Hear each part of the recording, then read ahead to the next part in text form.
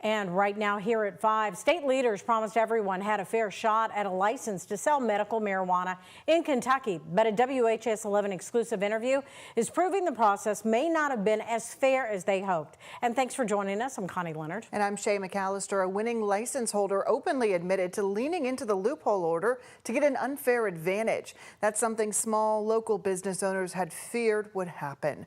Today, Alexandra Goldberg continued her coverage on the issue, going straight to Governor Andy Beshear. Yesterday, I interviewed a Louisville cannabis dispensary who won that lottery process. They admitted to submitting 20 applications under 20 different business names. Is that lottery process going as you intend, and would you support an audit? But without having any of the information you're suggesting, I can't verify it. What I do know is that everyone had to submit their corporate paperwork with different individuals being the owners. Now, if these people are admitting to fraud, there may need to be a referral to folks that are out there. But we certainly set up the system. We operated the system as it was set to work. Did certain owners look like they worked with potential operators? Yes, but in the end, that appears to be legal under the way that it was set up. Kentucky Governor Andy Beshear responding to our reporting. A Louisville dispensary admits they found a loophole in Kentucky's law. It's to keep prospective businesses from gaining an unfair advantage in the medical marijuana lottery process, also known as app stacking. This is the dispensary in question. Tuesday, Coughlin, retail director for Kentucky Alternative Care, speaking exclusively to WHAS11 on Wednesday. We couldn't apply for multiple applications under the same name. So we had to create businesses, 20 different businesses under 20 different names in order to get our applications out there. From my understanding, it's almost a sort of loophole to get through that app stacking regulation is to file under different LLCs to raise your chances from, let's say, 1 in a couple thousand to, in your case, 20 in a couple thousand. Yes, absolutely. And, and it paid off. We got 1 out of the 48 tickets. Beshear stands by the process, saying there were regulations and the lottery was done on TV. We'd be fine with an audit, but we did it all in public. In recent months, multiple state legislators have called for an audit into the lottery, accusing the process of not being transparent. There isn't a more open way to do it. Now, you can argue that it should have been set up differently in the start, but everybody agreed to how it was set up. Kentucky's auditor said her office is currently reviewing the issue. Alexandra Goldberg, WHAS11, on your side. Well, a beautiful day out there, but it's not going to last very long. No, but what a good time to get outside if you can tonight, because Mallory, that sunshine feels good. Yes, it does. Temperatures very summer-like, as we've been talking about. Upper 70s, lower 80s, warming about 20 degrees above normal for this time of year after we've been spending the whole week in the 50s and 60s. But looking ahead to Sunday into Sunday night, you really need to pay attention to the weather because we do have a weather impact alert day due to a severe weather outlook 3 out of 5. That's what we're seeing here in the orange across a good chunk of the region here, really stretching from the Great Lakes down to at least northern Louisiana for Sunday into Sunday night. This is as a cold front will be tracking through the region here, bringing us the threat for some strong to severe storms. I'd say primarily after sunset Sunday, taking us into the overnight hours and eventually the early morning hours on Monday. But in the meantime, if you do have any outdoor plans tonight, looking good on the satellite and radar across the Commonwealth and into southern Indiana as well. All is dry on the radar, just a few clouds that are continuing to increase on the satellite here. Of course, it does have a catch. It is windy out there as we're taking a live look from our Midway University U of L health camera. Temperatures, as I mentioned, running about 20 degrees above normal. That puts us in the mid to upper 70s and to lower 80s. But these wind gusts, they're still up to about 30 miles per hour in Louisville. They should take a step back, especially once that sun sets this evening. So your hourly planner for the rest of the evening and into tonight, expect mostly cloudy conditions as those clouds continue to increase, staying mild. We're in the 70s through about midnight. Overnight lows dip down just into the 60s, so staying very mild, but then all eyes do turn to Sunday. So we could have some showers on Saturday. That's not severe, but by Sunday evening, Sunday night, that's when we are looking at some strong storms. So you do want to make sure now that you do have ways to receive watches and warnings to take away some of that storm anxiety as we head into the end of the weekend and the beginning of next work week. But of course, we'll talk much more about the timing and the impacts coming up in our 7-day forecast. Great information. Thanks so much, Mallory. Well, come late April, you can smoke cigars or tobacco pipes indoors in some areas in Louisville. The Metro Council approved the exception last night. Mayor Craig Greenberg's office said he would let it become law without his signature. One business is ready to take the smoke inside from the patio. Our Ian Hardwitt hears from them and a councilwoman who voted against the exception.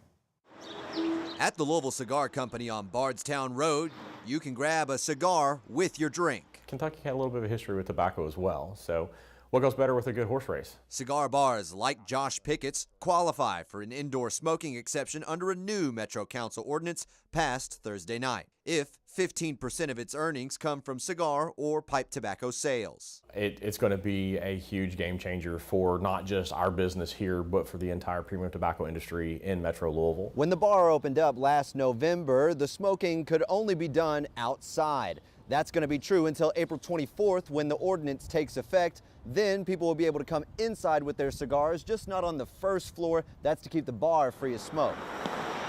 Jeff Moutet, owner of Match Cigar Bar in Jeffersonville, welcomes the new competition. So a lot of people visit in Louisville, and when they go try to find a cigar, they're like, oh, you can't smoke indoors. So we get a lot of that. In a 20-6 vote, Metro Council approved the smoking exception. Councilwoman Shamika Parrish-Wright was one of 6 dissenters, calling out Louisville's low air quality. It's a workers' rights issue as well. People are going to work at what's available. They're not always thinking about their health. They're thinking about their pockets at that moment. Under the new rules, cigar bars must put smoke warnings by the door, make a smoke-free area for deliveries, and prevent any smoke escaping into nearby buildings. But we don't do a good job following up on provisions and regulatory processes. The Louisville Metro Department of Public Health and Wellness opposed the exception with a statement saying there is no safe level of exposure to secondhand smoke. In Louisville, Ian Hardwitt, WHAS11 on your side. More news here at 5 o'clock. The suspected gunman in the deadly shooting of an LMDC officer will stay behind bars. In court this morning, a judge set the bond for 36-year-old Anthony Trabue at $500,000. Metro police say he shot Weta twice on February 16th, killing him. His arrest comes days after 35-year-old Christy Brumley was charged with complicity to murder in the same case. Brumley told investigators she took Weta, the corrections officer, to the alley on Cedar Street where he fought with the new suspect Trabue, before being shot. While sitting the bond, the prosecution pointed to his criminal history. Our position is he is a danger to the community. I believe this pretrial risk assessment is a high for failure to appear, moderate for new criminal activity. It notes 4 failure to appears in the last 2 years. Trabue is charged with murder. He's due back in court on April the 3rd. One of the suspects in a shooting during New Albany's Harvest Homecoming will spend nearly a decade in prison. 20-year-old Joshua Smith was sentenced to 10 years today. Smith pleaded guilty to charges of murder, attempted murder, and battery last month. Court documents say Smith admitted to firing a gun at the festival before running away. 2 bystanders were hurt, and 18-year-old Bryce Gerlach was killed. 4 others have also been charged in this case. Smith will spend 8 years behind bars and 2 years on probation. The Omni Hotel is responding to being sued by a former spa employee. Celestina Francis was hired by the hotel last October and claims her spa manager made derogatory comments about her Caribbean heritage. Francis said the manager even admitted it was inappropriate at work. After filing an HR report, Francis claims her hours were cut without explanation. She says that led to her resignation. A company like this should know better, and they should have procedures in place, which we'll find out as part of the litigation, the procedures and the education and training to not let this happen. And this is not, we hear this buzzword DEI. It's not about DEI, it's not about that. It's about, again, treating people with basic human dignity. In a statement, the hotel told us Omni is firmly committed to integrity, fairness, and respect. We will address this matter through the appropriate legal channels. The Southwest Louisville Park has been renamed to honor fallen Metro Police Officer Nick Rodman.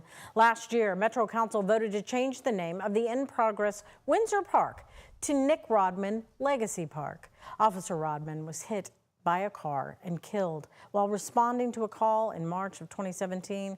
Construction of the park began in April of last year with plans including a playground and a spray ground. Parks and Rec said it's set to open later this spring. Vice President J.D. Vance went on a controversial visit to Greenland today as President Trump says he wants to take control of the territory. Trump today says the U.S. has to have Greenland, citing national and international security. ABC's Perry Russum has the story. Vice President J.D. Vance landing at the Space Force military base in northern Greenland today as President Trump says he wants control of the Arctic island. We do not think that military force is ever going to be necessary. We think this makes sense. And because we think the people of Greenland are rational and good, we think we're going to be able to cut a deal, Donald Trump style, to ensure the security of this territory, but also the United States of America. Trump again today saying the U.S. has to have Greenland, an independent territory, a part of the Kingdom of Denmark, citing national and international security reasons. We have to have Greenland. It's not a question of, do you think we can do without it? We can't. The Trump administration says Greenland's location east of Canada would be beneficial to the U.S.'s ballistic missile warning system. In the capital of Nuuk, some Greenlanders are less concerned about the U.S.'s security, more for their own. Signs in the snow read, "Our land, our future." We don't want you here. We are not for sale. Trump usually aims for the stars and gets the moon, so the question is, what does he actually want? Denmark has shown no interest in giving up control. Som jeg har sagt det før. Denmark's king today says his love for Greenland and its people is intact. Greenland's very important for the peace of the world, not us, the peace of the entire world. And I think Denmark understands it. I think the European Union understands it. And if they don't, we're going to have to explain it to them.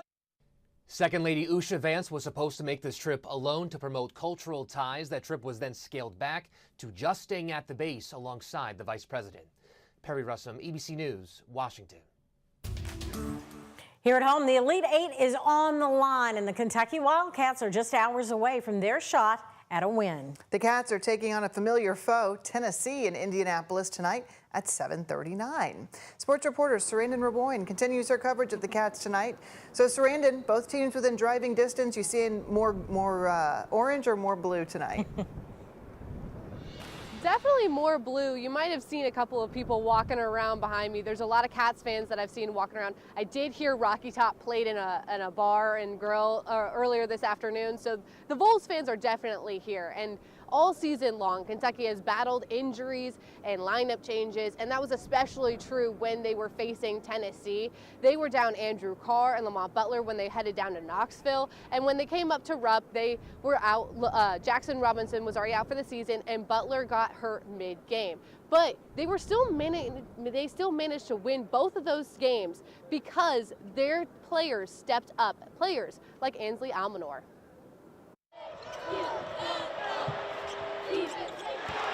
That's my mindset for the past 2 games that I played. Just go out there, try to get the win, help the team any way I can. Just be able to take whatever the defense gives me. I don't really try to force anything. I just let the game come to me. I know we'll get great effort from him and really just kind of bring in physicality, and I know he'll be knocking down shots. Ansley's super fun to play with. He plays the right way. He plays for all of us. So being able to have a guy like him, it makes it really easy. I feel like just, when we spread the ball, we move the ball, it's easy to get open looks, and I just had some open looks and knocked them down. We're a lot different, we're better defensively, and, the things we do on offense is a lot different too, and even our plays are different. We got Connor Chandler who's hot right now, so guys like that who are able to step up and help us more than they did last time is going to change the game a lot. And even if these players are coming off the bench now because Butler is healthy, they're going to come off the bench hot. Against Troy, UK had 25 bench points, and against Illinois, they had 20 points. So all of that adversity and difficulties in the regular season was just priming them for this run right now. But coming up at 6, I'm going to detail what Butler means for the Cats and how he could be a really key point for Kentucky against Tennessee. Guys? Thank you so much, Serena.